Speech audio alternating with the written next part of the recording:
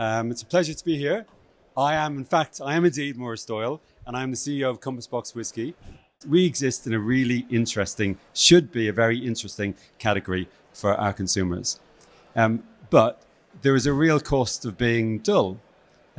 Consumers aren't as obsessed about our brands as we are. So we need to make our stories as interesting as possible. If you want to Google Adam Morgan, he's done a lot of research on the financial cost of brands being dull. And so brands have to be interesting. And we're telling stories and they have to be interesting stories. And if that's true of brands in general, it's absolutely true for innovation. The problem is that so much innovation is very well intentioned, but actually quite dull. And so we know the statistics. I think it's 80% of all launches fail, at least 80%. And they fail because they're dull. With innovation, you're trying to get a consumer to change their behavior. And if what you're offering is something fundamentally quite dull to them, they're not going to change that behavior. The world doesn't need a kumquat flavored blank, blank, blank. It needs something more interesting. And so I'm not having a pop at anybody because I've probably launched more dull innovation than anybody here in the room. But there is a real opportunity to do something interesting and different for our consumers. So if dull innovation is the enemy, is what we're trying to avoid, then what are we looking for? Well, we're looking for interesting innovation. So that's very easy to stand up on a podium and say, yes, we're looking for interesting innovation. But what do we mean by that? What do we mean by innovation? What do we mean by interesting? And interesting for whom? So I take a broad view of innovation, that it's about new ways of doing things that are meaningful to your fans or your buyers. So it's broader than just new launches, although new launches is a very tangible part of doing that. It should be things that are meaningful. We all have done lots of incremental line extensions, which don't really kind of change the world and don't change our consumers' world. And we should be pushing for more.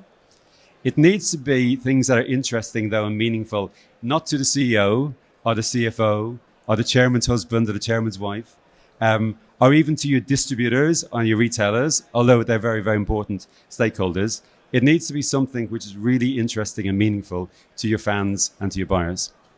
So again, that sounds very simple. So just ask them what they want and it should be fine. Unfortunately, we know that isn't the case because as consumers, we can't often articulate what we're looking for. The famous Henry Ford quote before he developed the Model T car, that if he'd asked people what they were looking for, they would have said, faster horses, please. And so people can't articulate what they don't yet know. But there are ways that we can make innovation more interesting. The first one is to have the right motivation. So from experience, if your starting point is we want to sell more boxes or make more revenue, and that's the starting point, it almost certainly won't be successful.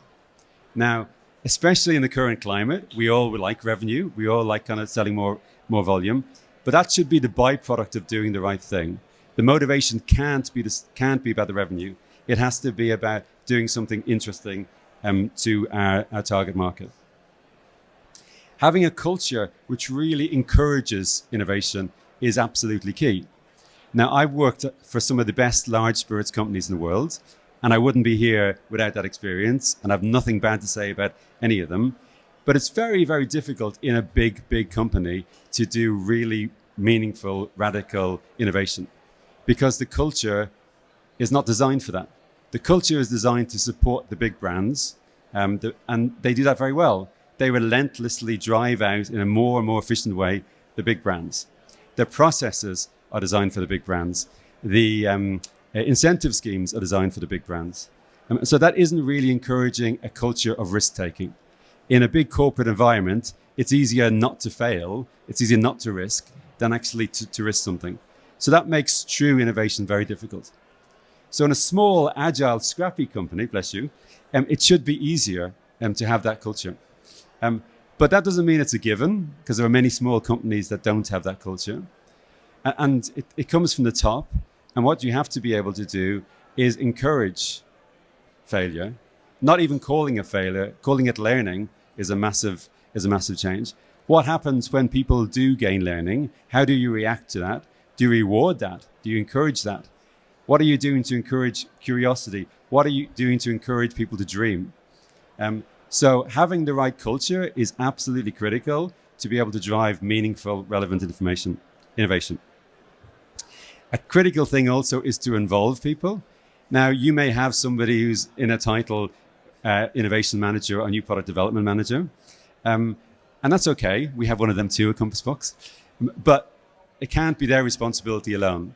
It has to be the entire company, and again, led from the top in terms of to make it successful. And a critical one is less is more. You can't basically churn out meaningful innovation every month, every quarter. We all know brands that are out there that get on this kind of doom loop of frequency of innovation launches. Maybe they do one every year, and then one every 6 months, and then one every quarter, and then one every, and then there's relentless treadmill, and it's terrible. You can only do incremental innovation that way. You can't do pioneering innovation. To conclude, we've got to avoid, as much as we can, doing dull innovation. The world does not need more dull, incremental drinks innovation. It really needs interesting, meaningful innovation that's relevant to our target market. So that's our responsibility as those of us working in the drinks industry. And long live interesting. Thank you very much.